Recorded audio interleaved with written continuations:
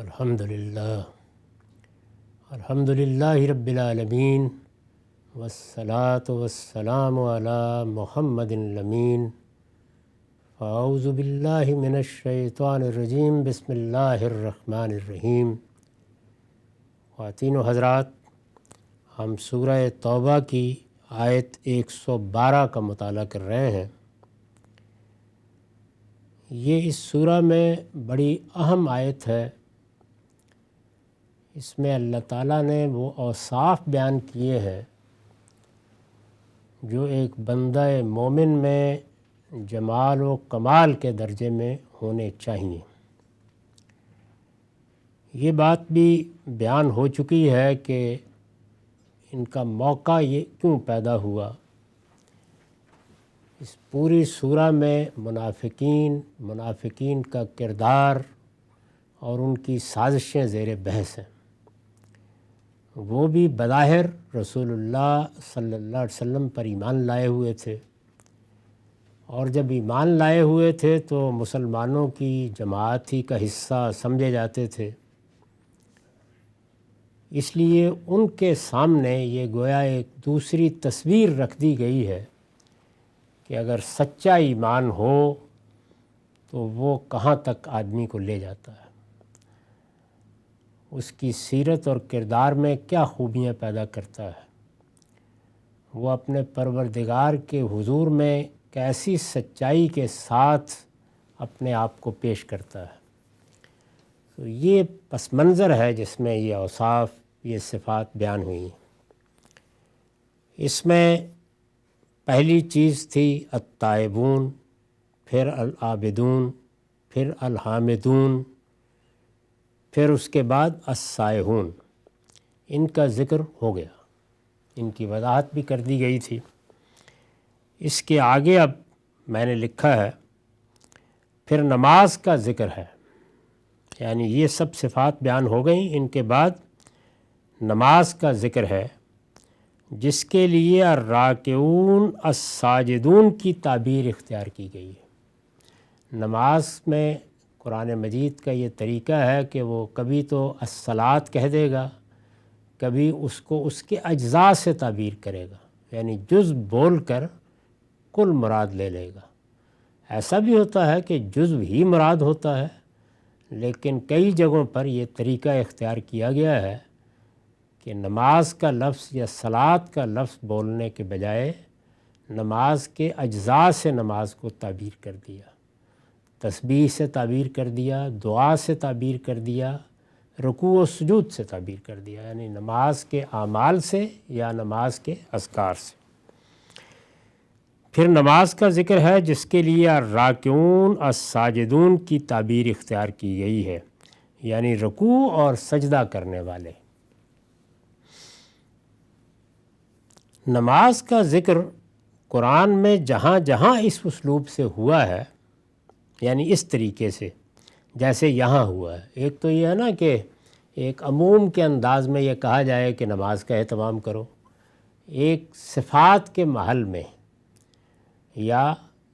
کسی شخص کی سیرت اور کردار کو نمایاں کرنے کے لیے جہاں جہاں اس اسلوب سے ہوا ہے وہاں صرف فرض نمازیں مراد نہیں ہیں، بلکہ خلوت کی نمازیں مراد ہیں، یعنی وہاں اس سے اصلاً مقصود وہ نمازیں ہیں جو ایک بندہ صرف ذمہ داری سمجھ کے نہیں پڑھتا، بلکہ اپنی طرف سے اپنے پروردگار کی بارگاہ میں نظر کے طور پر پیش کرتا ہے۔ یہی نمازیں یعنی خلوت کی نمازیں،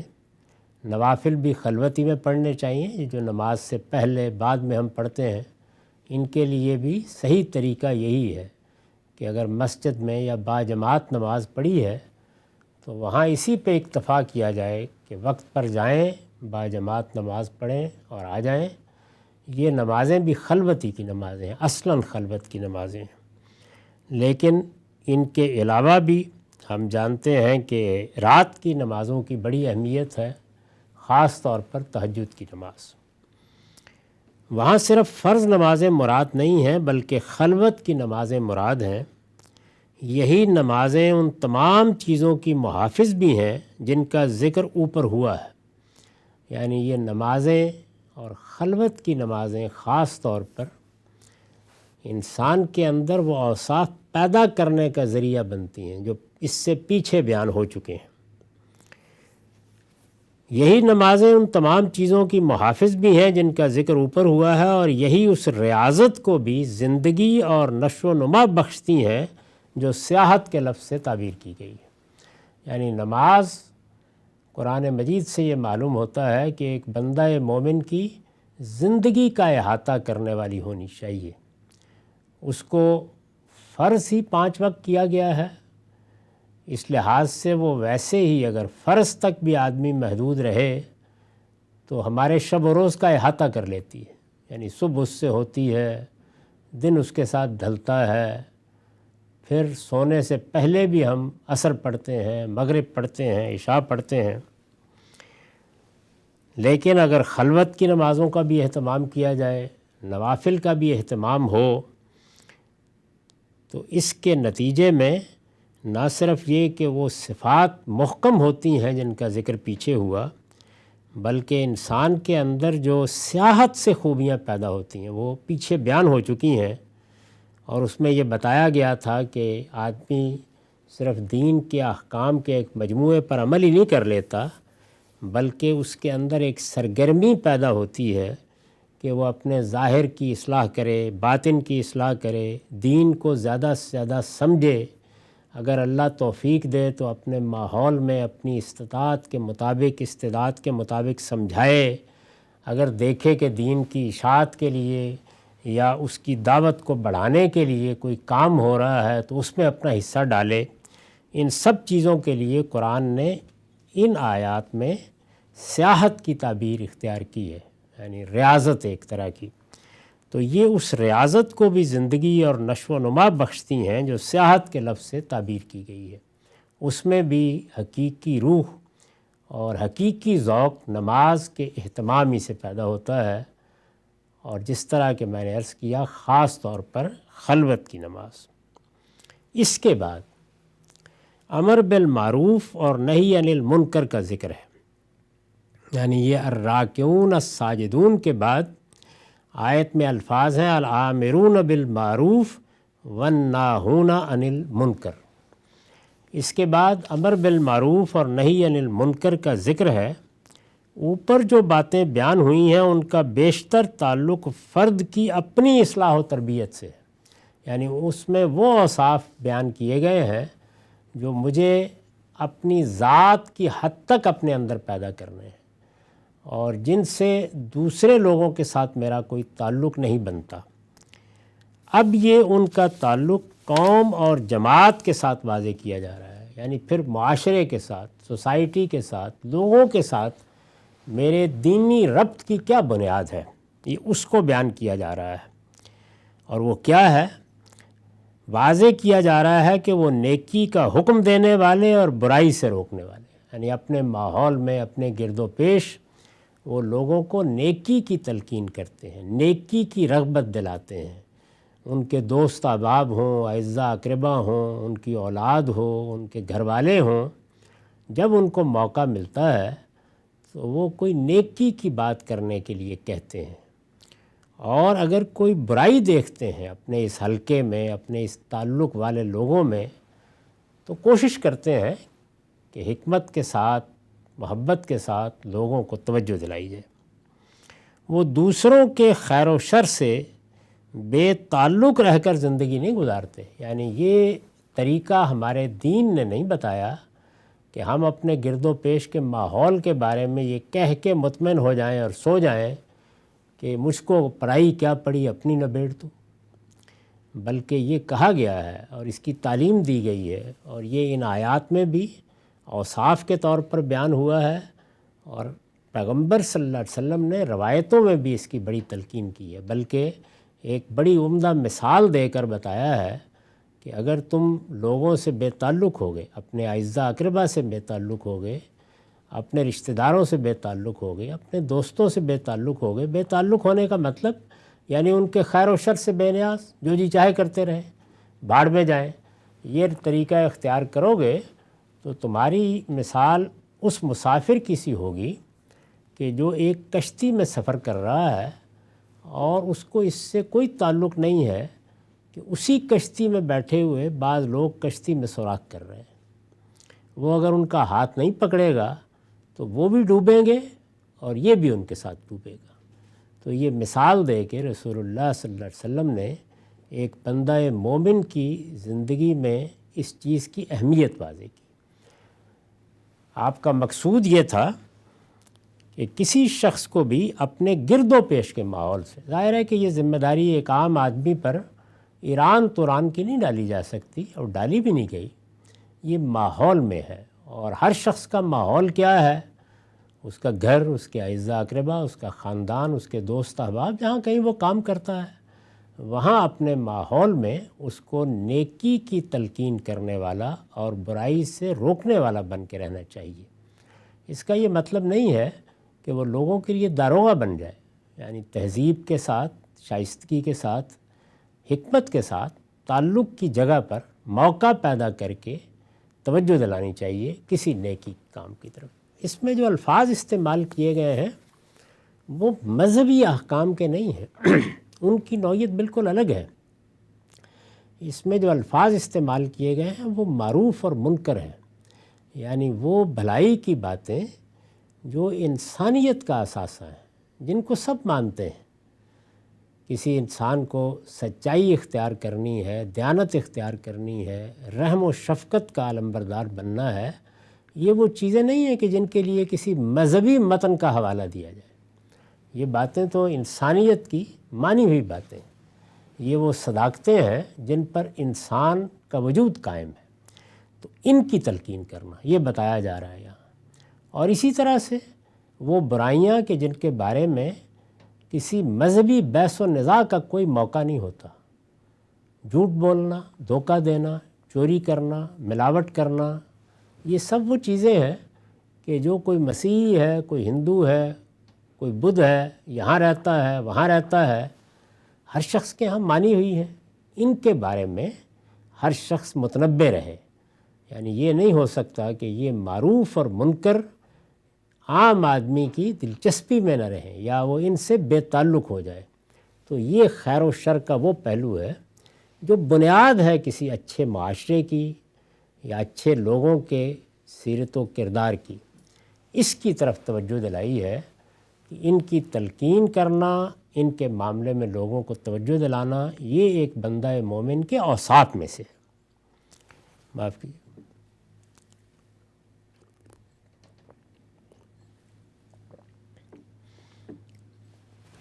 وہ دوسروں کے خیر و شر سے،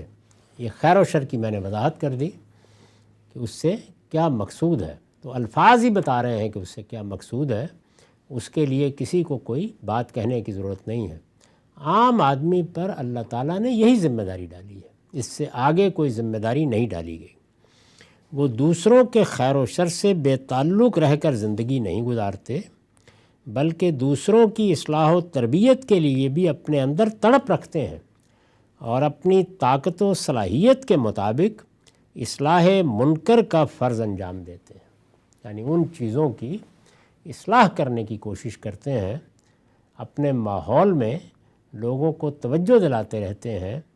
کہ جو مانی ہوئی برائیاں ہیں۔ اگر چوری ہوتی دیکھ رہے ہیں یا ملاوٹ کرتے کسی کو دیکھ رہے ہیں یا رشوت کھاتے دیکھ رہے ہیں یا کسی پر ظلم کرتے دیکھ رہے ہیں تو وہ آنکھیں بند کر کے وہاں سے چلے نہیں جاتے، بلکہ راستے تلاش کرتے ہیں کہ کیا میں اس برائی کو روک سکتا ہوں، کیا میں کسی مظلوم کی مدد کر سکتا ہوں، کیا میں کسی کے سر پر خود ہاتھ رکھ سکتا ہوں، کوئی دوسرا اگر زیادتی کر رہا ہے تو میں اس کا ساتھ دے سکتا ہوں۔ تو یہ ایک زندہ انسان کے اوصاف ہے جو اللہ تعالیٰ نے بیان کیا ہے کہ اس میں ہونے چاہیے۔ آخر میں حفظ حدود اللہ کا ذکر ہے، یعنی آخری وصف کیا بیان کیا گیا ہے، وہ ہے کہ وہ اللہ کے حدود کی حفاظت کرنے والے ہیں۔ آخر میں حفظ حدود اللہ کا ذکر ہے، یہ در حقیقت تقوی کی تعبیر ہے، اور خاتمے پر ایک ایسی صفت کا حوالہ دے دیا گیا ہے جو سب سے زیادہ جامع ہے، یعنی وہ زندگی کے تمام مراحل میں برابر چوکنے رہتے ہیں کہ خدا نے جو حدود قائم فرمائے ہیں ان میں سے کوئی حد ٹوٹنے نہ پائے۔ اللہ تعالیٰ نے جو چیزیں متعین کر دی ہیں یہ اب وہ شریعت ہے یا اللہ کے اوامر و نواہی ہیں جن کو حدود اللہ سے تعبیر کیا ہے۔ یہ تعبیر قرآن مجید میں بڑی وسعت سے استعمال ہوتی ہے۔ ہمارے ہاں فقہ میں آ کر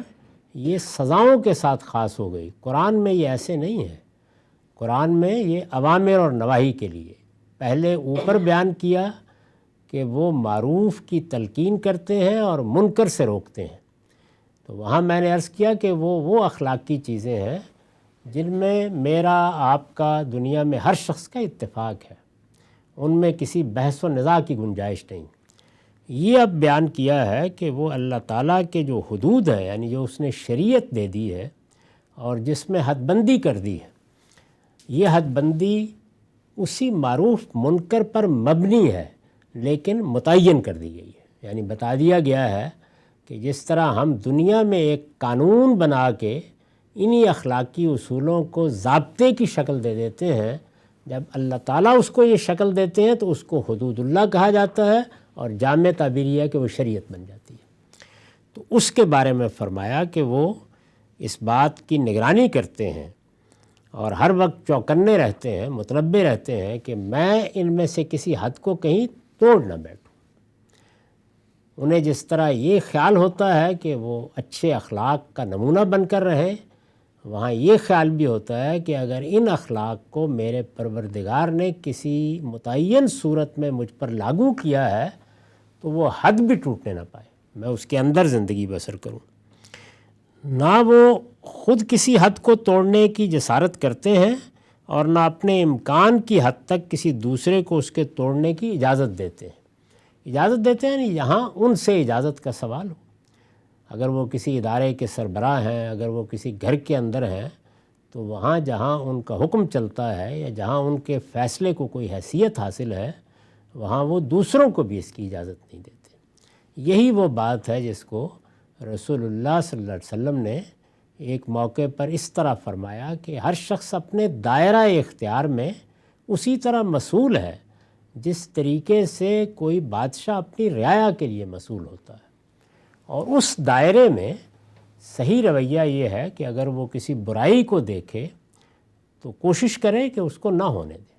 اس کو ہاتھ سے روکنے سے تعبیر کیا ہے۔ اس کے پاس اختیار ہے، طاقت ہے، اس کا ایک مقام ہے، وہ خاندان میں ہے، تو اگر وہ کسی ادارے میں ہے یا پوری ریاست میں ہے تو وہ کوشش کرے کہ اس کو ہاتھ سے روک دے۔ اگر اس درجے کی ہمت نہیں ہے، حوصلہ نہیں ہے، تو کم سے کم زبان سے تو لوگوں کو بتائے کہ یہ ٹھیک نہیں ہے، جب کہ وہ اپنے دائرہ اختیار میں گفتگو کر رہا ہے جہاں پر اس کی حکومت چلتی ہے۔ اور اگر اس سے بھی نیچے گر گیا ہے تو پھر کم سے کم یہ تو نہ کرے کہ خود بھی ان میں شریک ہو جائے، دل میں تو برا سمجھے ان چیزوں کو۔ تو وہ بات جو رسالت مآب صلی اللہ علیہ وسلم کی نسبت سے عام بیان ہوتی ہے، اس کا بھی کوئی تعلق سوسائٹی سے نہیں ہے بلکہ ہر شخص کے دائرہ اختیار سے، جس میں اس کے پاس قوت استعداد ہوتی ہے وہاں اس کو وہ کام کرنا چاہیے۔ یہاں بھی یہی مراد ہے کہ جہاں آپ کی اجازت سے کوئی چیز ہو سکتی ہے وہاں پر آپ کو چاہیے کہ آپ اللہ کے حدود کی خلاف ورزی نہ ہونے دیں۔ اور وہی درجات جو میں نے عرض کر دیے کہ ایمان اور حوصلے کے لحاظ سے وہی درجات ہوں گے۔ یہ استاذ امام کا اقتباس تھا، یہاں ختم ہو جاتا ہے۔ اس میں ان اوصاف کی پوری تفصیل کر دی گئی ہے۔ اس کے بعد ہم یہ دیکھتے ہیں کہ آخر میں یہ کہا ہے کہ وہ بشر المومنین، یعنی وہ لوگ کہ جو یہ صفات اپنے اندر پیدا کریں گے وہی سچے مومن ہیں۔ اور پھر اس پر کہا ہے کہ اور ان مومنوں کو خوشخبری دے دو۔ اس میں وہی سچے مومن ہیں کہ الفاظ حذف ہیں، یہ معطوف علیہ ہے اور عربیت کے قاعدے سے اس کو حذف کر دیا ہے۔ تو اس پر میں نے لکھا ہے کہ اس جملے کا معطوف علیہ محذوف ہے، ہم نے ترجمے میں اسے کھول دیا ہے۔ تو اب صحیح ترجمہ یہ ہوگا اس کا کہ وہی سچے مومن ہیں اور ان مومنوں کو جنت کی بشارت دے۔ اس کے بعد ارشاد فرمایا کہ ما کان للنبی والذین آمنوا ان یستغفروا للمشرکین ولو کانوا اولی قربا من بعد ما تبین لهم انہم اصحاب الجحیم، نبی اور اس کے ماننے والوں کے لیے زیبا نہیں ہے کہ جن مشرکین سے اعلان برات ہو چکا ہے ان کے لیے مغفرت کی دعا کریں، اگرچہ وہ ان کے رشتہ دار ہی کیوں نہ ہوں، جبکہ ان پر کھل چکا کہ وہ دوزخ کے لوگ ہیں۔ اب یہ چھٹا شجرہ اور آخری شجرہ اس سورہ کا شروع ہو رہا ہے، اس پر یہ سورہ ختم ہو رہی ہے۔ اس پر حاشیہ ہے کہ یہ چھٹا اور آخری شجرہ ہے جو رسول اللہ صلی اللہ علیہ وسلم کے سفر تبوک سے واپسی کے بعد مدینہ طیبہ میں کسی وقت نازل ہوا ہے۔ یہ سورہ چونکہ جن حالات پر تبصرہ کر رہی ہے وہ کوئی 1.5-2 سال تک پھیلے ہوئے ہیں، تو اس لیے یہ شجرات کی صورت میں نازل ہوتی چلی گئی، اور پھر چونکہ ایک ہی طرح کے حالات، ایک ہی مضمون تھا، تو ان شجرات کو ایک ترتیب سے جمع کر کے یہ سورہ وجود میں آئی ہے۔ تو یہ 6 شجرے ہیں، ہم اب آخری شجرے کا مطالعہ شروع کر رہے ہیں۔ اس میں اب یہ جو فرمایا ہے کہ نبی اور اس کے ماننے والوں کے لیے زیبا نہیں کہ مشرکین کے لیے مغفرت کی دعا کریں، تو اس میں مشرکین پر لفظ اگر آپ غور کریں تو الف لام کے ساتھ معرف ہو کے یہ لفظ آیا ہے، اور یہ تعریف کا یا عہد کا الف لام ہے جو پیچھے کے سارے مضمون پر ہے۔ عربیت کے اس اسلوب کو اگر ملحوظ نہ رکھیں تو بات ہی واضح نہیں ہوتی، تو اس لیے اس کا ترجمہ کیا ہے میں نے کہ جن مشرکین سے اعلان برات ہو چکا ہے، یعنی سورہ کے شروع سے جو مشرکین زیر بحث ہیں، وہ مشرکین کہ جن سے برات کا اظہار کیا گیا، جن کے لیے سزا کا اعلان کیا گیا، جن کے بارے میں کہا گیا کہ اب وہ مسجد حرام کے قریب نہیں آئیں گے، جن کے بارے میں بتا دیا گیا کہ ان سے سب تعلقات توڑ لیے گئے، یہ وہ مشرکین ہیں اس سورہ میں جو مشرکین زیر بحث ہیں۔ تو اس وجہ سے اس الف لام کو کھول دینا چاہیے کہ جن مشرکین سے اعلان برات ہو چکا ہے ان کے لیے اب مغفرت کی دعا نہیں کی جائے گی۔ کیوں نہیں کی جائے گی؟ فرمایا اس لیے نہیں کی جائے گی کہ من بعد ما تبین لہم انہم اصحاب الجحیم، جب کہ ان پر کھل چکا کہ وہ دوزخ کے لوگ ہیں، یعنی اللہ تعالیٰ نے بتا دیا ہے کہ اس دنیا میں بھی ان کے لیے سزا ہے اور آخرت میں بھی ان کے لیے جہنم ہے۔ تو اللہ کی طرف سے اس فیصلے کے بعد اب کسی کا یہ کام نہیں ہے کہ وہ ان کے لیے مغفرت کی دعا کرے۔ یہ جو بات ہے اس کو بہت اچھی طرح سمجھ لیں، اس لیے کہ ایسا ہی ہوتا ہے کہ اسی طرح کے بعض مقامات کو ان کے سیاق سباق سے اٹھا کر لوگ ان کی تعمیم کر دیتے ہیں۔ تو اس لیے میں نے واضح کیا یہ کہ یہ کن لوگوں کا ذکر ہو رہا ہے، کس پس منظر میں ہو رہا ہے، اور یہ وہ لوگ ہیں کہ جن کا دنیا میں بھی انجام واضح ہے اور قیامت میں بھی انجام واضح ہے، اور کس نے واضح کیا ہے؟ اللہ پروردگار عالم نے خود واضح کر دیا۔ اس پر میں نے لکھا ہے یہ اس مرحلے کا حکم ہے جب پیغمبر کی طرف سے اتمام حجت اور اعلان برات کے بعد بھی لوگ ایمان لانے سے انکار کرتے ہیں۔ یعنی جب یہ مرحلہ آ جاتا ہے کہ اللہ کا پیغمبر آیا، زمین پر آ کر اس نے دعوت پیش کر دی، زمین پر ایک ایسی ہستی مبعوث ہو گئی جس کے بارے میں ساری دنیا کو بتا دیا گیا کہ یہ خدا کا پیغمبر ہے، اس کے بعد انکار کر دیں۔ پیغمبر اور اس کے ساتھیوں کی دعائیں قوم کے لیے خدا کی امان ہوتی ہیں، یعنی پیغمبر بھی دعائیں کرتے ہیں اور ساتھی بھی دعائیں کرتے ہیں، وہ اپنی قوم کہہ کر بات کی ابتدا کرتے ہیں۔ اس قوم کے عقائد بھی کچھ سے کچھ ہوں، اس کے اعمال بھی کیسے ہی برے کیوں نہ ہوں، وہ ان کو اپنے بھائیوں کی حیثیت سے خطاب کرتے ہیں، اور صرف خطاب نہیں کرتے، ان کی ہدایت کی دعائیں کرتے ہیں، اللہ سے ان کے لیے معافی کی دعائیں کرتے ہیں۔ دعاؤں ہی کے ساتھ یہ سب دعوت کا اور انذار و بشارت کا کام ہوتا ہے، اور یہی قیامت تک اسی جذبے سے ہونا چاہیے۔ پیغمبر اور اس کے ساتھیوں کی دعائیں قوم کے لیے خدا کی امان ہوتی ہیں، جزا و سزا کے اس مرحلے میں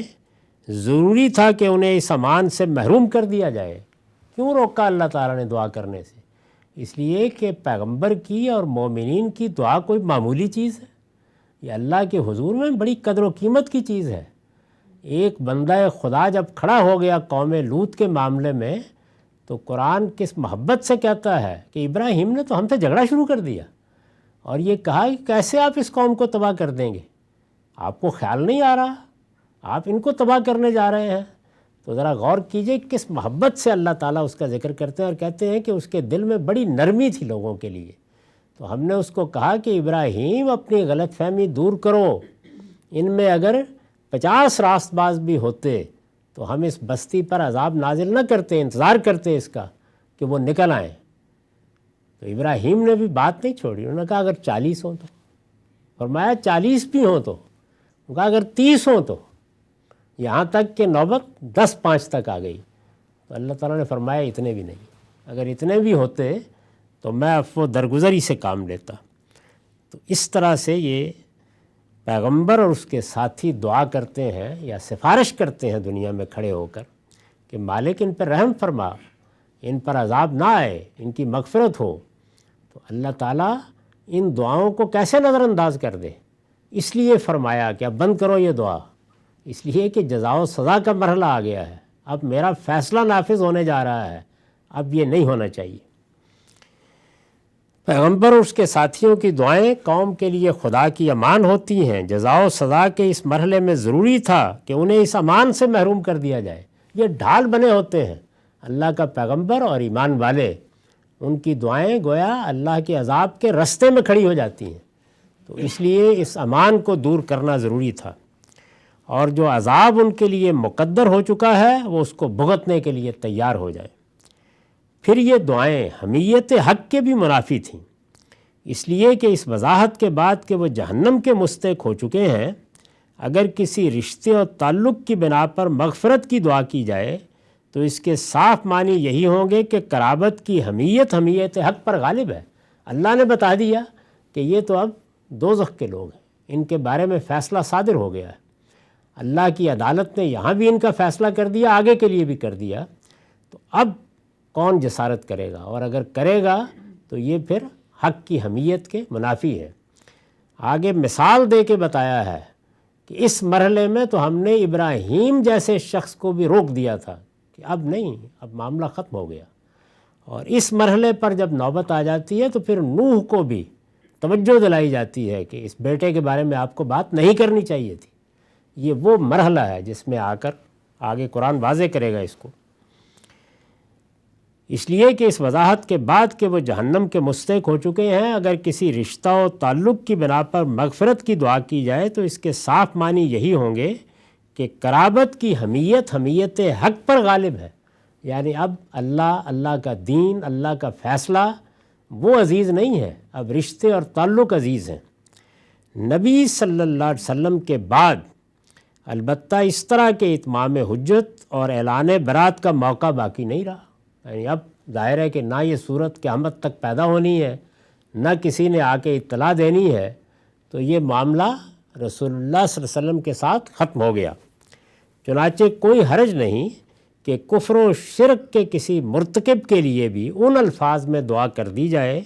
جو سیدنا مسیح علیہ السلام نے اختیار فرمائے کہ ان تعذبہم فإنہم عبادک وإن تغفر لہم فإنک انت العزیز الحکیم۔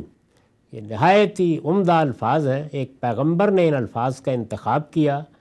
اور ان کے لیے کیا کہ جو شرک کے مجرم تھے،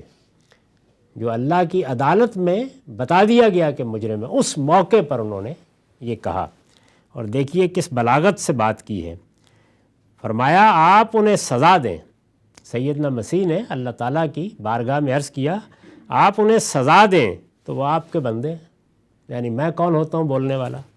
اور اگر معاف کر دیں تو آپ زبردست ہیں، بڑی حکمت والے ہیں۔ یعنی اگر معاف کر دیں تو میں آپ کا ہاتھ پکڑنے کی جسارت نہیں کر سکتا، بڑے مجرموں کو بھی معاف کر دیں تو آپ زبردست ہیں، عزیز ہیں،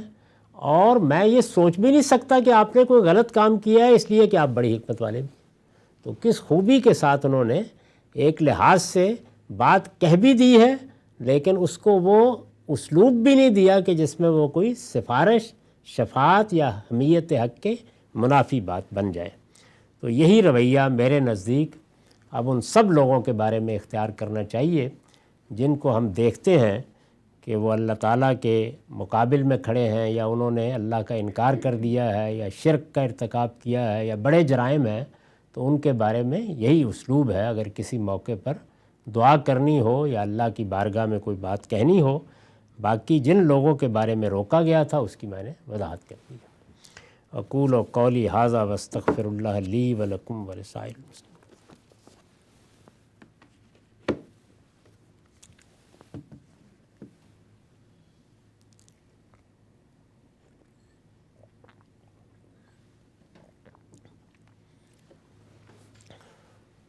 بسم اللہ الرحمن الرحیم۔ اس باب میں جو روایتیں زیر بحث ہیں، میں نے یہ عرض کیا تھا کہ ان میں دو ہی مضامین ہیں اور دونوں مضامین بڑی اہمیت کے حامل ہیں۔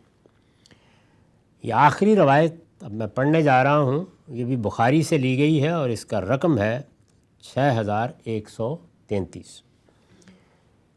میں توجہ دلا چکا ہوں کہ ہمارے سامنے جو روایتیں آتی ہیں یہ لوگوں کے بیانات ہیں اور کئی مرحلوں سے گزر کر ہم تک پہنچے، یعنی صحابہ کرام نے کوئی بات رسول اللہ صلی اللہ علیہ وسلم سے سنی،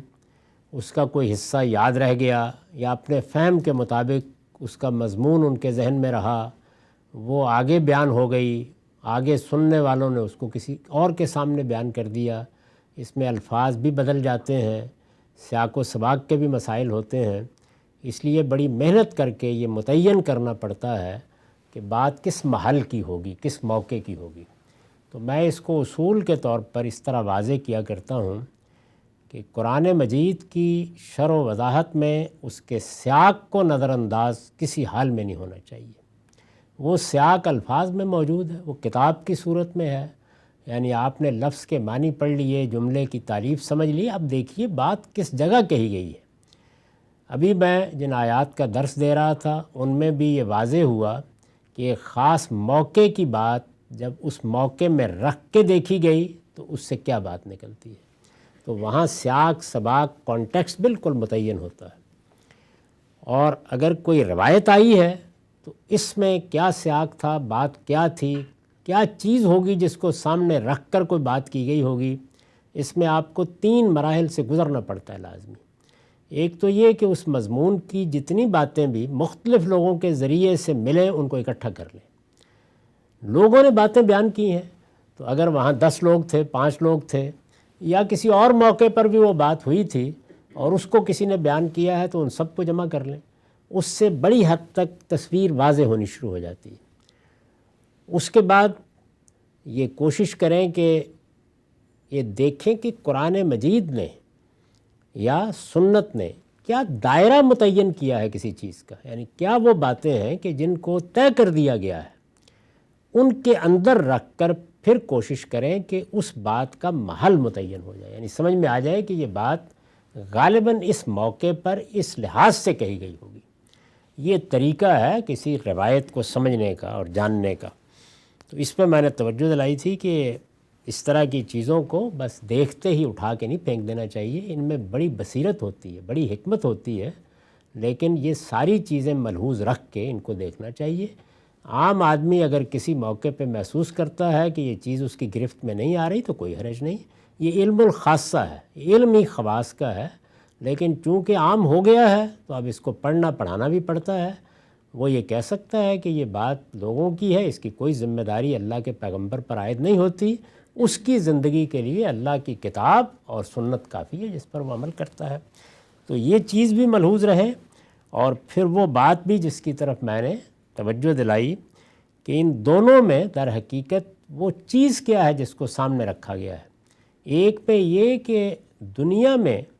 جب تم انسان کو اپنے ارادہ و اختیار کو استعمال کرتے ہوئے دیکھتے ہو تو یہ خدا کا دیا ہوا اختیار ہے، یقیناً اسی کا دیا ہوا ہے، اس نے اپنی کتاب میں اس کو بیان کیا ہے۔ اس اختیار کا شعور مجھے آپ سب کو حاصل ہے، اسی سے انسان انسان کہلاتا ہے کہ وہ جبلتوں کا پیرو نہیں ہے۔ لیکن کیا یہ اختیار دے کر اس کائنات کا پروردگار اس سے بے خبر رہا یا بے خبر تھا؟ تو یہ روایتیں بتاتی ہیں کہ نہیں، اس کا علم پہلے سے موجود تھا، اور اس علم پر ایمان رکھنا بھی اتنا ہی ضروری ہے جتنا اس ارادے و اختیار کو سمجھنا ضروری ہے، اور اس علم کے بارے میں پورا یقین رکھنا چاہیے کہ قیامت تک آسمان و زمین ٹل سکتے ہیں، اس علم کے خلاف کچھ نہیں ہو سکتا، اس لیے کہ وہ اس کائنات کے خالق کا علم ہے۔ اور دوسرے یہ کہ انسان اپنی ضرورتوں کے لیے بعض تدبیریں کرتا ہے، وہ تدبیریں بعض حالات میں لازم ہوتی ہیں، جیسے کہ علاج کرانا ہے مثال کے طور پر۔ بعض موقعوں پر انسان کے لیے وہ تدبیریں نتائج حاصل کرنے کی ناگزیر ضرورت ہوتی ہیں، جیسے جائے گا محنت کرے گا تو تبھی جا کر اس کو رزق ملے گا، لیکن یہ ساری تدبیریں اس ایمان کے ساتھ کرنی چاہیے کہ اللہ چاہے گا تو وہ نتیجہ نکلے گا، نہیں چاہے گا تو نہیں نکلے گا۔ تو یہ دو چیزیں بیک وقت ہاتھ میں لے کر جب چلتا ہے تو وہ بندہ مومن ہے، یعنی تدبیر میں کوتاہی نہ کرے اور اس پر پورا یقین رکھے، اور نتیجے کے معاملے میں یہ سمجھ لے کہ وہ میرے رب کی مرضی کے بغیر نہیں نکل سکتا، اور میری تدبیر کے علی الرغم بھی نکلے گا، وہ نکالنا چاہے گا تو اس طرح بھی نکلے گا۔ تو یہ سمجھ لیں، یہ اصل مضمون یہ ہے۔ اب روایت عن عبداللہ قال حدثنا رسول اللہ صلی اللہ علیہ وسلم وهو الصادق المصدوق ان احدکم یجمع خلقہ فی بطن امہ 40 یوما ثم یکون فی ذلک علقۃ مثل ذلک ثم یکون فی ذلک مضغۃ مثل ذلک ثم یرسل الملک فینفخ فیہ الروح ویؤمر باربع کلمات بکتب رزقہ واجلہ وعملہ وشقی او سعید فوالذی لا الہ غیرہ ان احدکم لا یعمل بعمل اہل الجنہ حتی ما یکون بینہ وبینہا الا ذراع فیسبق علیہ الکتاب فیعمل بعمل اہل النار ویدخلہا وَإِنَّ أَحَدَكُمْ لَيَعْمَلُ بِعَمَلِ أَهْلِ النَّارِ حَتَّى مَا يَكُونُ بَيْنَهُ وَبَيْنَهَا إِلَّا ذِرَاعٌ فَيَسْبِقُ عَلَيْهِ الْكِتَابُ فَيَعْمَلُ بِعَمَلِ أَهْلِ الْجَنَّةِ فَيَدْخُلُهَا۔ عبداللہ رضی اللہ عنہ روایت کرتے ہیں کہ رسول اللہ صلی اللہ علیہ وسلم نے ہم سے بیان کیا، اور آپ صادق بھی تھے اور مصدوق بھی۔ آپ نے فرمایا، یہ حقیقت ہے کہ تم میں سے ہر آدمی کی خلقت اس کی ماں کے پیٹ میں 40 دن تک نطفے کی صورت میں جمع رہتی ہے، پھر اتنی ہی مدت میں لہو کی پھٹکی ہو جاتی ہے، پھر اتنی ہی مدت میں گوشت کی بوٹی بن جاتی ہے، اس کے بعد فرشتہ بھیجا جاتا ہے اور وہ اس میں روح پھونکتا ہے۔ یعنی اس میں رسول اللہ نے یہ واضح کیا کہ انسان کی حیوانی زندگی تو اس جرثومے میں بھی ہوتی ہے جس سے ابتدا کی جاتی ہے، لیکن حیوانی زندگی کے بعد اس کو جو انسانی شخصیت ملتی ہے یہ خاص مرحلے تک پہنچنے کے بعد ملتی ہے۔ اسی پر ہمارے فقہا نے اسقاط کے بارے میں فتوے کی بنیاد رکھی ہے کہ جب تک زندگی حیوانی ہے کسی ضرورت کے تحت اسقاط کرایا جا سکتا ہے، ایبارشن کرائی جا سکتی ہے، لیکن جب یہ مرحلہ آ جاتا ہے تو پھر وہ انسان ہے، پھر اس کے خلاف کوئی اقدام نہیں کیا جا سکتا۔ اس روایت میں جو مرحلہ بیان ہوا ہے وہ بالکل وہی ہے جو قرآن میں بھی بیان ہوا ہے۔ اس کے بعد فرشتہ بھیجا جاتا ہے اور اس میں روح پھونکتا ہے، اسے 4 چیزوں کا حکم دیا جاتا ہے، یعنی اس کا کہ اس کی روزی لکھے، یعنی اس کو دنیا میں کیا کیا چیزیں ملیں گی، کیا عنایتیں اس پر ہوں گی، اللہ تعالیٰ کو کیا کیا چیزیں اس کے لیے مقدر کرنے کا فیصلہ معلوم ہو گیا۔ اس کی روزی لکھے، اس کی عمر لکھے، اس کا عمل لکھے، اور یہ لکھے کہ وہ نیک بخت ہوگا یا بدبخت، یہ پوری بات بتا دی جاتی ہے پہلے مرحلے ہی میں۔ اور یہ میں عرض کر چکا ہوں کہ اس لیے بتا دی جاتی ہے کہ اس پوری زندگی میں جو کچھ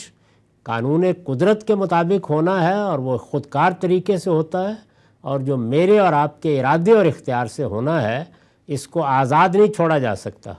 اس کے لیے ہر مرحلے کی نگرانی خدا کے فرشتے کرتے ہیں تاکہ وہ مجموعی حکمت کے خلاف کوئی کام نہ کر ڈالے۔ یعنی اس کا کہ اس کی روزی لکھے، اس کی عمر لکھے، اس کا عمل لکھے، اور یہ لکھے کہ وہ نیک بخت ہو یا بدبخت۔ میں قسم کھاتا ہوں اس کی جس کے سوا کوئی معبود نہیں کہ لا ریب تم میں سے کوئی جنتیوں کے کام کرتا ہے یہاں تک کہ اس میں اور جنت میں ہاتھ بھر کا فرق رہ جاتا ہے، لیکن پھر یہی نوشتہ اس پر غالب آ جاتا ہے اور وہ دوزخیوں کے کام کرنے لگ جاتا ہے، لہٰذا دوزخ میں داخل ہو جاتا ہے۔ اسی طرح تم میں سے کوئی عمر بھر دوزخیوں کے کام کرتا ہے یہاں تک کہ اس میں اور دوزخ میں ہاتھ بھر سے زیادہ کا فرق نہیں رہ جاتا، لیکن پھر یہی نوشتہ غالب آ جاتا ہے اور وہ جنتیوں کے کام کرنے لگتا ہے، لہٰذا جنت میں داخل ہو جاتا ہے۔ مطلب یہ ہے کہ اس علم میں تو چیزیں طے کر دی گئی ہیں، لیکن کسی کی زندگی کو دیکھ کر تم جب تک وہ دنیا سے رخصت نہیں ہوتا کوئی فیصلہ نہیں کر سکتے۔ نہیں کہا جا سکتا کہ ساری زندگی خیر کرتے کرتے آخر میں کیا کر ڈالے گا، اور ساری زندگی برائی کرتے کرتے آخر میں اللہ توفیق دے گا، توبہ کرے گا، اللہ کے ہاں رجوع کرے گا۔ تو لوگوں کے بارے میں اپنے مشاہدے کی بنیاد پر کوئی حکم نہیں لگانا چاہیے اور کوئی فتوے نہیں صادر کرنے چاہیے۔ مطلب یہ ہے کہ علم الہی کبھی غلط نہیں ہوتا۔ اللہ تعالیٰ نے جو کچھ انسان کی خلقت کے فرشتوں کو بتا دیا تھا بالآخر وہی ہو کر رہتا ہے،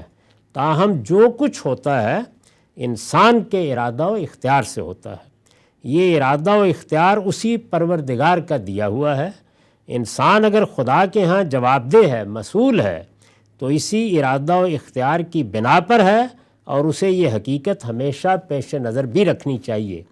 نبی صلی اللہ علیہ وسلم کی طرف ان روایتوں کی نسبت اگر صحیح ہے تو آپ نے یہ حقائق اسی مقصد سے بیان فرمائے ہیں تاکہ علم الہی کے بارے میں کوئی غلط فہمی نہ ہو۔ وآخر دعوانا الحمدللہ رب العالمین۔ اب 10 منٹ کا وقفہ ہے، اس کے بعد سوال۔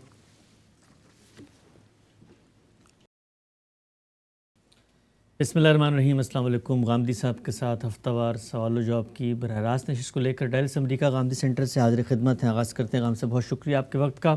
ایک اطلاقی موضوع پر آپ کی رائے سامنے آئی اور ہمیشہ کی طرح ہم نے یہ چاہا کہ آپ کا وہ ذہنی سفر کیا ہے،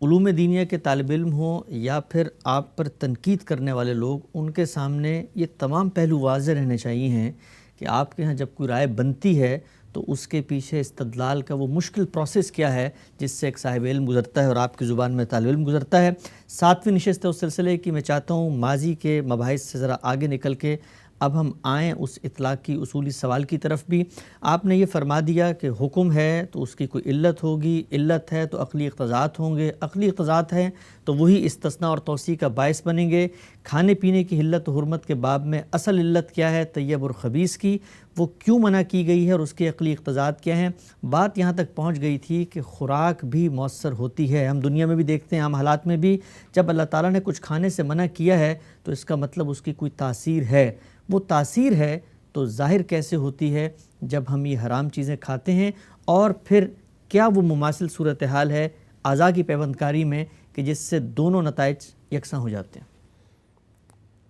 یہ غالباً اس سلسلے کی آخری نشست ہوگی،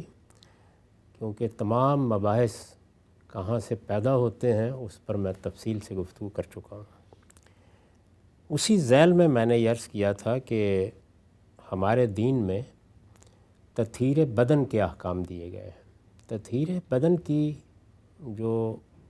صوری کیفیت ہے، یعنی جو ہمیں نظر آتی ہے، وہ نظافت ہے۔ عام طور پر ہم اپنے وجود کے بارے میں بھی، اپنے ماحول کے بارے میں بھی، اپنے گرد و پیش کے بارے میں بھی بڑی آسانی کے ساتھ توجہ دلا دیتے ہیں کہ صفائی ہونی چاہیے۔ اس کے لیے کسی مذہبی استدلال کی ضرورت نہیں ہوتی۔ صفائی ہونی چاہیے، بدن کو صاف ہونا چاہیے، ماحول کو صاف ہونا چاہیے، شہر کو صاف ہونا چاہیے۔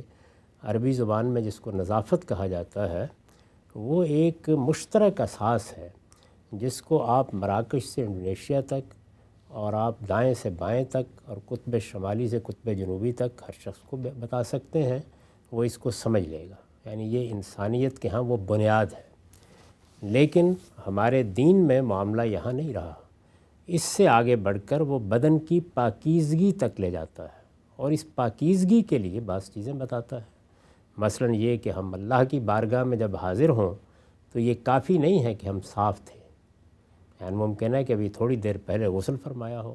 وضو کرنا ہے، ایک خاص طریقے کی طہارت حاصل کرنی ہے۔ اسی طرح جنابت کے بعد آپ نے اعضاء دھو لیے، صفائی ہو گئی، کوئی غلاظت کہیں نہیں لگی ہوئی، تو نظافت کے حد تک تو کہا جا سکتا ہے کہ وہ آخری درجے میں حاصل ہو گئی ہے۔ لیکن اللہ کی بارگاہ میں حاضر ہونے کے لیے آپ کو غسل کرنا ہے، یعنی اب اس سے بھی آگے۔ اسی طرح عورتیں اپنے ایام سے فارغ ہوئی ہیں، فارغ ہو گئیں، خود قرآن مجید کہتا ہے کہ فارغ ہو گئی ہیں، نجاست دھو لی ہے، تو وہ کیا ہیں؟ حتیٰ یطہرن، پاک ہو گئی ہیں۔ لیکن وہ پاکیزگی جو اللہ کی بارگاہ میں حاضر ہونے کے لیے چاہیے، اس کے لیے پھر ایک لفظ استعمال کیا ہے کہ حتیٰ یتطہرن، یعنی وہ تطہر کے مقام تک پہنچے۔ تو اس طرح نظافت جو ہے وہ دنیا کی سطح کے اوپر نظافت ہے، صفائی ہے، اور صفائی آپ نے مثال کے طور پر کوئی غلاظت لاحق ہوئی تو ایک ٹیشو پیپر سے حاصل کر لی، لیکن یہ جو طہارت ہے اس کے حاصل کرنے کا عمل باطنی بھی ہے، ظاہری بھی ہے، اور اس کے متعین آداب بھی ہیں۔ یہاں تک کہ اگر یہ طہارت آپ کو حاصل نہیں ہے اور حاصل کرنے کے لیے کوئی صورت بھی نہیں، پانی نہیں مل رہا مثال کے طور پر، تو پھر ایک باقاعدہ طریقہ بتایا گیا ہے کہ یہ نفسیات انسانی کی سطح پر حاصل ہونی چاہیے، تو آپ تیمم کرتے ہیں اس کے لیے۔ تو یہ میں نے اس لیے عرض کیا کہ ہمارے ہاں دین میں جو بات دنیا کے لحاظ سے ایک بنیاد رکھتی ہے، بات وہیں نہیں رہ جاتی، اس سے آگے بڑھ کر وہ پروردگار عالم سے متعلق ہوتی ہے۔ یہی معاملہ خور و نوش کی حرمتوں کا ہے، یعنی خور و نوش کی حرمتوں میں اتنی بات تو بظاہر احوال بھی واضح ہے، اور میں آپ بھی اس کا اعتراف کریں گے کہ جو کچھ بھی ہم کھاتے ہیں اس کے اثرات ہوتے ہیں، اس میں تو کوئی دو رائے نہیں ہے۔ میں نے پچھلی دفعہ بھی عرض کر دیا تھا کہ وہ اثرات جو ہمارے ہاں مانے جاتے ہیں وہ دو تو طے ہیں، یہ کہ وہ اثرات ہمارے جسم پر ہوتے ہیں، اچھے بھی ہوتے ہیں برے بھی ہوتے ہیں، اچھے ہوتے ہیں اور بعض اوقات دواؤں کی صورت میں ایسے غیر معمولی ہوتے ہیں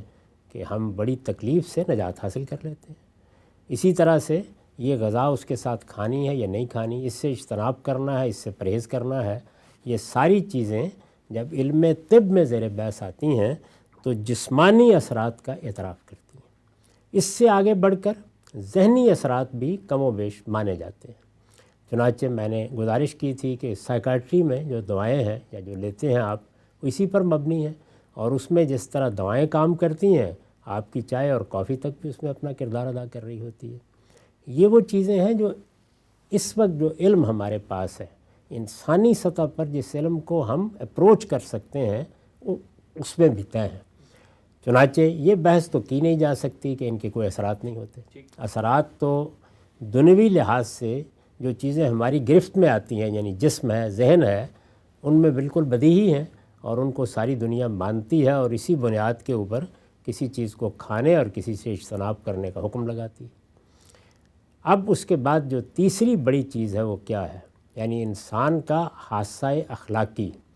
اور چوتھی چیز کیا ہے، اس کی حصہ جمالیات۔ تو کیا جو کچھ ہم کھاتے پیتے ہیں وہ اس پر بھی اثر انداز ہوتا ہے؟ تو قرآن مجید سے یہ معلوم ہوتا ہے کہ اس پر اثر انداز ہوتا ہے، اس پر بھی اثر انداز ہوتا ہے۔ کس جہت سے اثر انداز ہوتا ہے؟ تو میں نے یہ گزارش کی تھی کہ ایک اس کی دنیوی جہت ہوتی ہے، یا وہ جہت جو انسانوں سے متعلق ہے۔ انسانوں سے متعلق ہمارے اخلاقی وجود کی جہت کیا ہے، یا ہمارے جمالیاتی احساس کی جہت کیا ہے، وہ میں آپ سب دیکھتے ہیں۔ اگر مثال کے طور پر آپ میری اس بات کو تسلیم کرتے ہیں کہ جانوروں کے گوشت کے معاملے میں اصل علت کی حیثیت درندگی کو ہے، یہ درندگی ہے جس کی وجہ سے درندوں کا گوشت ممنوع قرار دیا گیا ہے، یہ درندگی ہے جس کی وجہ سے خون کو پینا ممنوع قرار دیا گیا ہے، یہ درندگی ہے جو ان جانوروں کا گوشت کھانے سے روکتی ہے جن کا خون ان کے اندر ہی رہ جائے، یہ درندگی ہے جس کا ہلکا سا امتزاج ہو گیا ہے سور میں، اس کو کھانے سے روک دیا گیا ہے۔ دوسری چیز میں عرض کر چکا ہوں کہ وہ انسان کا فسق ہے، وہ کوئی زیادہ مشکل نہیں ہوتی، وہ سمجھ میں آ جاتی ہے۔ تو اگر یہ بات صحیح ہے تو پھر یہ انسانی اخلاق کے اوپر میں یہ غذا کھاؤں گا، یا ایک قوم کھائے گی، یا صدیوں کھائی جائے گی،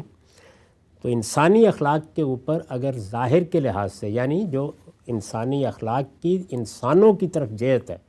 اس میں اثر انداز ہوگی تو کیا چیزیں ہونی چاہیے؟ یعنی درندگی میں نے اس میں واضح کیا تھا کہ اس کا مطلب یہ نہیں کہ لوگ درندے بن جائیں گے۔ درندگی کا مطلب یہ ہے کہ وہ چیز جو درندگی کی حقیقت ہے وہ انسانی شخصیت سے آمیز ہو کے سرکشی بن جائے گی،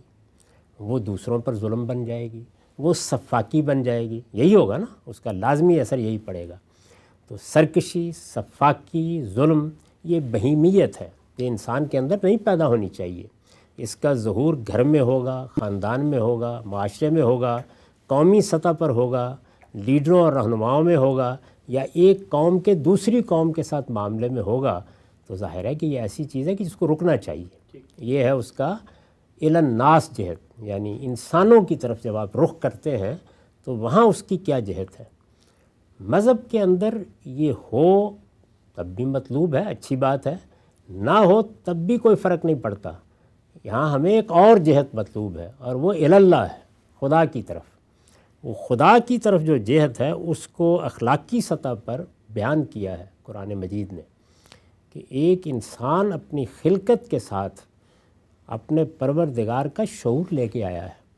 پروردگار کا یہ شعور اس کے اندر ایک ماننے کی حس پیدا کرتا ہے۔ یہ وہ چیز ہے جس کو میں نے کہا تھا کہ وہ ایک بلیونگ سیلف لے کے آیا ہے، اور یہ ماننے کا، خدا کو ماننے کا،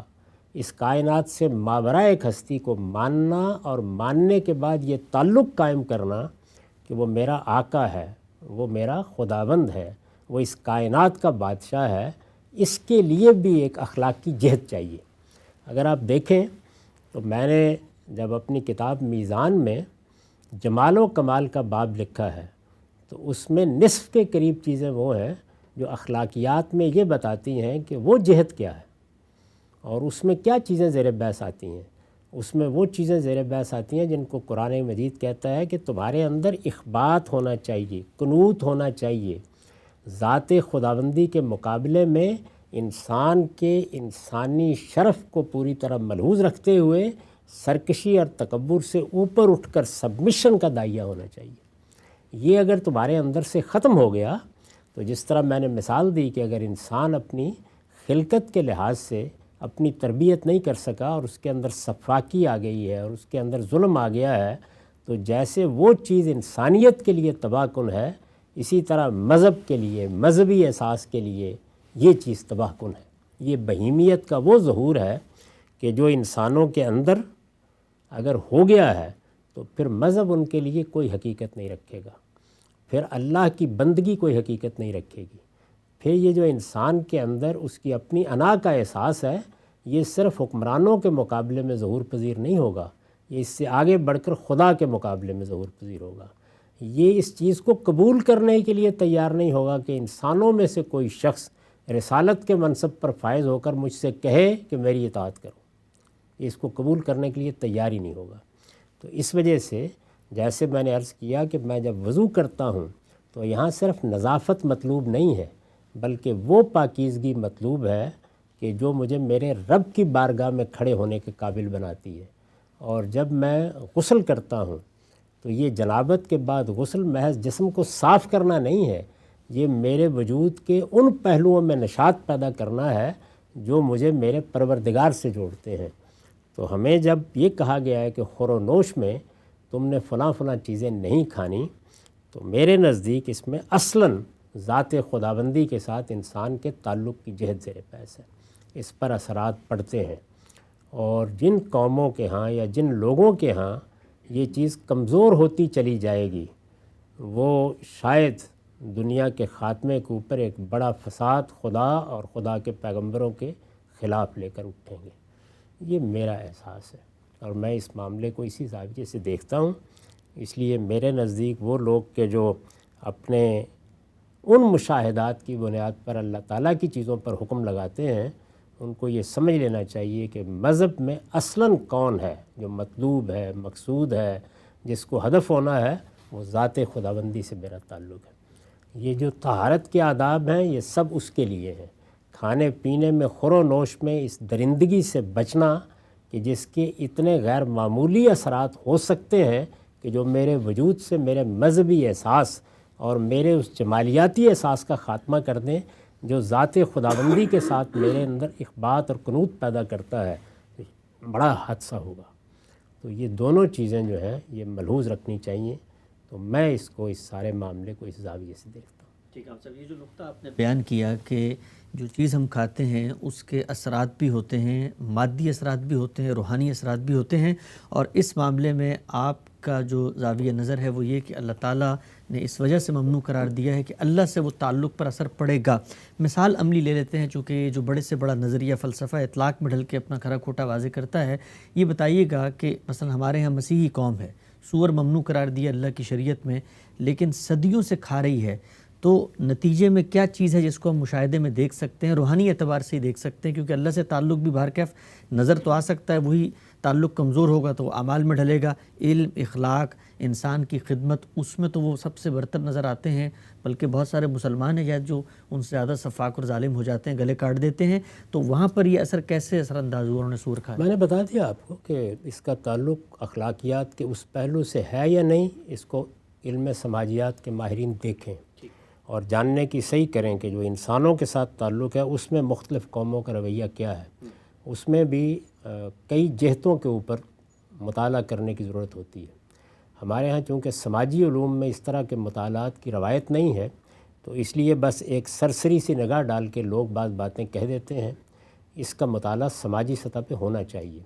اور یہ کئی جہتوں سے ہوگا، یعنی انفرادی معاملات میں ہوگا، خاندان کی سطح پہ ہوگا، اس سے آگے بڑھ کر قومی سطح پہ ہوگا، اور اس سے آگے بڑھ کر قوموں کے مابین تعلقات پہ ہوگا۔ تو ضرور کرنا چاہیے، اور اس میں بھی اگر کوئی حقائق سامنے آئیں تو اس کو جس طرح کے ہم بعض اپنے مطالعات پیش کرتے ہیں پیش بھی کرنا چاہیے۔ لیکن دوسرا پہلو تو اتنا نمایاں اور اتنا واضح ہے کہ میں نہیں سمجھتا کہ آپ مجھے مجبور کریں کہ میں اس کے اوپر تبصرہ کروں۔ کیسے؟ یہ تو ایک حقیقت واقعہ ہے کہ انسان نے خدا کے خلاف ریوالٹ کیا ہے مغرب سے، یعنی یہ ساری کائنات اصل میں گاڈ سینٹرڈ کھڑی تھی، سارا علم اسی مقام پر کھڑا تھا، یہ صرف ذات خداوندی کا تصور تھا جو پوری دنیا کو کنٹرول کر رہا تھا۔ اس کا ظہور اچھا ہوا یا برا ہوا کلیسا کی شکل میں، اس کے خلاف ریوالٹ ہوا ہے، اور وہ ریوالٹ محض کلیسا تک نہیں رہا، وہ پورے علم اور پورے فکر پر چھا گیا ہے، اور وہ اب اس کائنات کی ساری تعبیر انسان سینٹرڈ ہو کر کرنا چاہتا ہے۔ یہ سارا علم اسی مقام پر کھڑا ہے، یہ جس چیز کو کسی درجے میں ماننے کے لیے تیار نہیں ہے وہ میری مرضی پر خدا کی حکومت ہے۔ یہ تو اتنے بڑے پیمانے پر نمایاں ہوا ہے، اور اگر آپ اس کو اس کی بالکل برہنہ صورت میں دیکھنا چاہتے ہیں تو ذرا انتظار کیجئے، یہ آپ ان قوموں کے ہاں دیکھیں گے جو صرف سور ہی نہیں کھاتی، باقی درندوں پر بھی ہاتھ صاف کرتی۔ ٹھیک ہے، ہم آگے بڑھاتے ہیں اس موضوع کو۔ ایک بہت ہی نیا پہلو ہے، ایک بہت ہی نیا زاویہ نظر ہے مطالعے کے لیے جو آپ نے یہاں پر پیش کیا ہے۔ کچھ اطلاقی سوالات ہیں، چاہتا ہوں وہ بھی زیر بحث آ جائیں۔ یہ جو ایک بات آپ نے فرمائی، اصولی آپ کا نقطہ نظر کہ ہر حکم بربنائے علت ہوتا ہے، اور ہر علت اپنے عقلی اقتضات رکھتی ہے، اور مماثل صورتحال پہ حکم کا اطلاق کیا جائے گا۔ کھانا پینا ممنوع ہے، اس کی مادی اثرات بھی ہوتے ہیں اور روحانی اثرات بھی ہوتے ہیں۔ اطلاق آپ نے کیا سور کے ایک دل پر جو انسانی سینے میں پیوست کیا گیا، لگایا گیا، پیوندکاری ہوئی۔ سوال میرا آپ سے یہ ہے کہ گوشت ہم کھاتے ہیں، گوشت تحلیل ہو کے امینو ایسڈ بن کے ہمارے بدن کا حصہ بن جاتا ہے، اس کے اثرات، یہ جو پوری آپ کی بات ہے سمجھ میں آتی ہے، لیکن ایک عضو ہے، ایک آرگن ہے جو اپنا اصل، اپنا وجود قائم رکھتا ہے۔ مثال کے طور پہ گولی کی آپ نے مثال دی، کھاتا ہوں تو سر درد ٹھیک بھی ہوتا ہے، لیکن میں پیس میکر لگاتا ہوں، کوئی بیٹریاں جسم میں لگائے تو میرا دل چلتا ہے۔ تو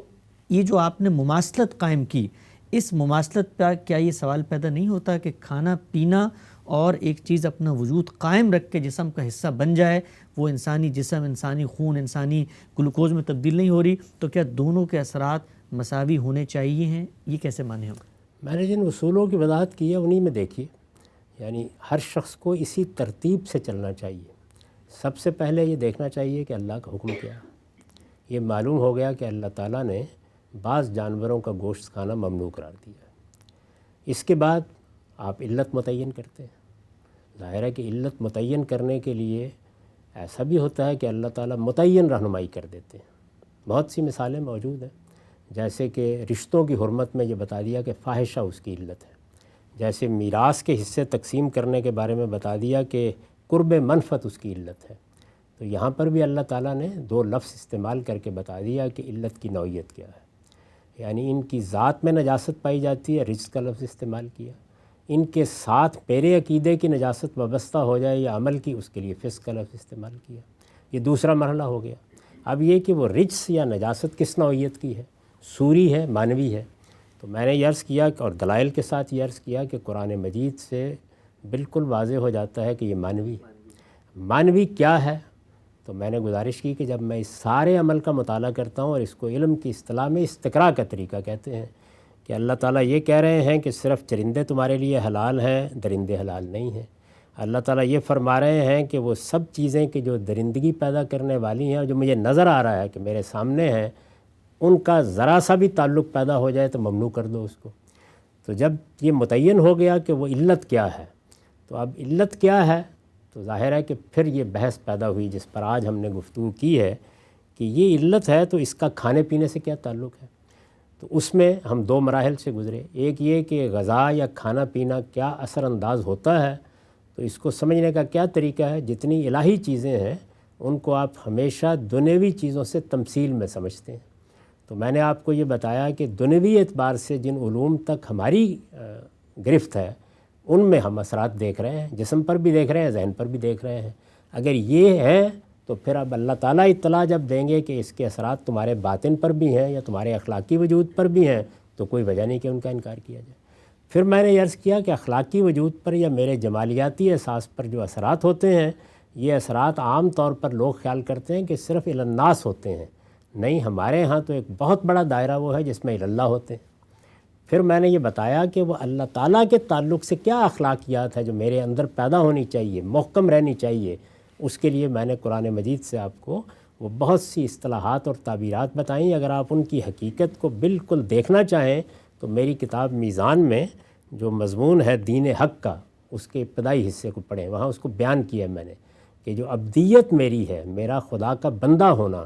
یہی مطلوب ہے، یہی مطلب ہے وما خلقت الجن والانس الا لیعبدون کا، یہی ابدیت ہے جو سب سے پہلے میرے اندر ظہور کرتی ہے۔ اور پھر میں نے یہی اصطلاحات ہیں ان کی تشریح کی ہے وہاں پہ کہ وہ کیسے ظہور پذیر ہوتی ہے اور کس طرح میرے پورے وجود کا احاطہ کر لیتی ہے۔ تو یہ واضح ہوا کہ لوگ جو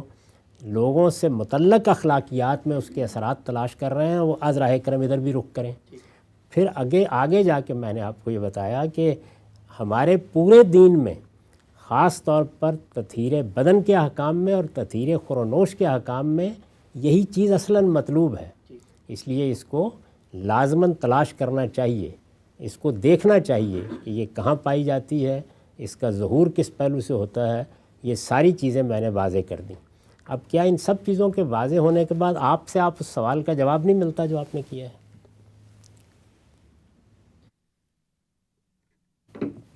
یعنی دو آرا تو پھر بھی ہو سکتی ہیں نا؟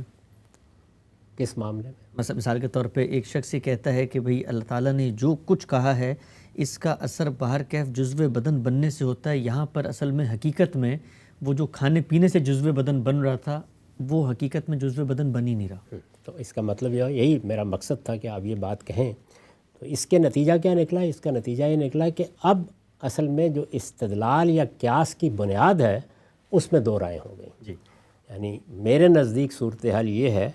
کہ ایک چیز جب میں کھاتا ہوں اور وہ جزو بدن بنتی ہے، اس میں تو دو رائے نہیں ہے نا۔ یعنی اب تو ہم جانتے ہیں کہ ہمارا پورا کا پورا جسم اس سے نہ صرف یہ کہ تعمیر ہو رہا ہوتا ہے بلکہ اس کی تعمیر نو بھی ہو رہی ہوتی ہے۔ یہ پہلے بھی جانتے تھے، ہمارے قدیم طب میں اس کو جزو بدن بنتی ہے کہا جاتا تھا، اب ہم اس درجے میں جانتے ہیں کہ اس طرح سے بنتی ہے۔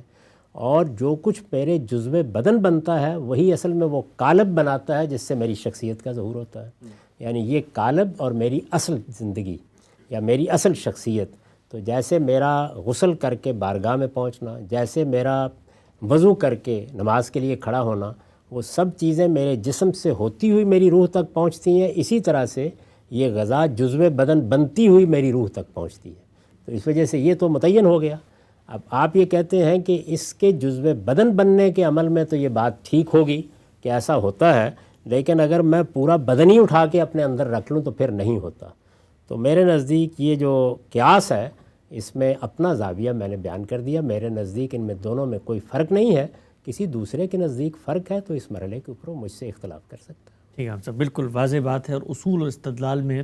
کنسسٹنٹ ہے کہ اگر وہ معاملہ نہیں ہو رہا تو پھر وہ آگے بڑھ کے کہے گا کہ علت پائی نہیں جا رہی، لہٰذا میں حکم کا اطلاق نہیں کر رہا. یعنی یا پیچھے جا کے اس علت کا انکار کرے، کسی مرحلے پر کرے گا نا. آپ اصل میں مراحل کو پھلانگ کر یا جست لگا کے نہیں گفتگو کر سکتے. تو اس مرحلے کے اوپر آ کر میں اب کوئی مذہبی استدلال نہیں کر رہا. میں یہ کہتا ہوں کہ اگر غذا جزو بدن بن کے میری روح پر اثر انداز ہوتی ہے تو بیان ہی گوشت کا ایک لوتھڑا میرے اوپر کیوں اثر انداز نہیں ہوگا، جبکہ میرا پورے جسم کا نظام اس پر منحصر ہے. یعنی وہ لوتھڑا بھی کوئی معمولی نہیں ہے، یہاں یا وہاں نہیں لگا دیا گیا. اور میرے نزدیک تو میں جب قرآن کی روشنی میں غور کرتا ہوں تو وہ میری اصل شخصیت کا مکان بھی ہے، تو کیوں اثر انداز نہیں ہوگا. لیکن ہر آدمی کو حق ہے اختلاف کا، وہ کہہ سکتا ہے. اس لیے میں نے اپنے اس استدلال کی بنیاد پر یہ کہا کہ حرمت کا اطلاق تو میرے نزدیک ہوگا، لیکن اضطرار کی وجہ سے کوئی آدمی چاہتا ہے تو اس سے فائدہ اٹھا لے. اور اب وہ آخری بات بھی عرض کر دوں کہ جس وقت آپ کوئی دین اختیار کرتے ہیں، کوئی فلسفہ اختیار کرتے ہیں، کسی نظریے کو اختیار کرتے ہیں، آپ کی جمالیاتی حص آپ کی ایک ثقافت ترتیب دیتی ہے، آپ کی ایک تہذیبی روایت بنتی ہے، تو اس کے پہلے مراحل استدلالی ہوتے ہیں. آپ نے مقدمات قائم کیے، آپ نے کسی چیز کو مانا، کسی کو جانا. اس کے بعد اس کی ایک آخری منزل وہ ہے جس کو ہمارے صوفیہ ذوق کہتے ہیں، ہم بھی کہتے ہیں.